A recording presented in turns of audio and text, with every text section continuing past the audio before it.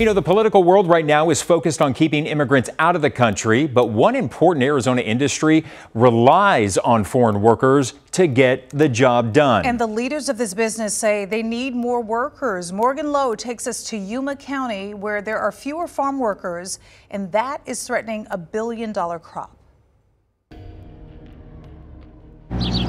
It's 5 o'clock in the morning in San Luis, Arizona, and this border city is buzzing with activity.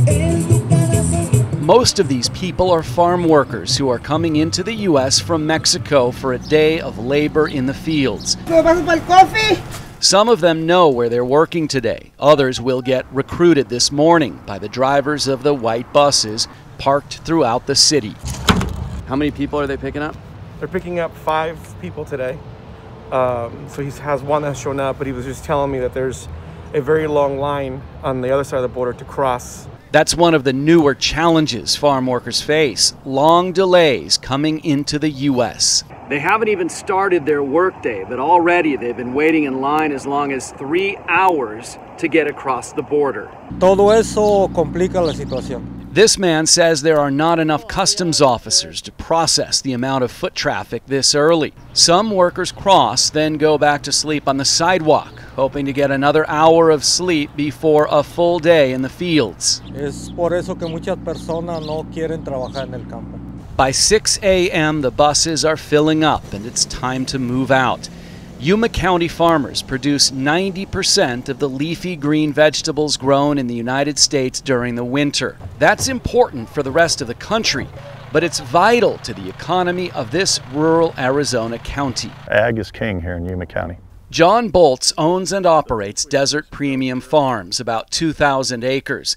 And this time of year, the main crops are iceberg and romaine lettuce.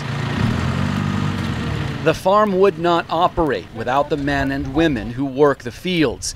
He calls it skilled labor. I think you hit the nail on the head. First, I think people have to identify that the skills needed in agriculture, whether it be at a meat cutting facility in the Midwest or here harvesting lettuce or irrigating crops or whatever it may be, that it is skilled labor and specialized and it has value. About 30% of BOELTS' labor force comes from Mexico every day. Other farmers use more imported labor because it's tough to get Americans to do this kind of work.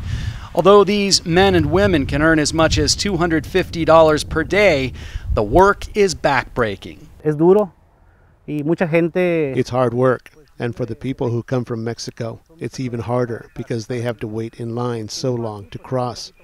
If you live here, at least you get more sleep.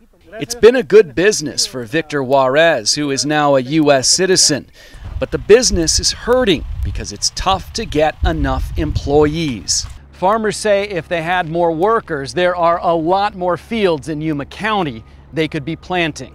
They say the current system for foreign worker visas is outdated and casting a shadow on the future of their industry. But it would be very easy for Congress to create something better, show some political leadership, show some understanding of what's going on.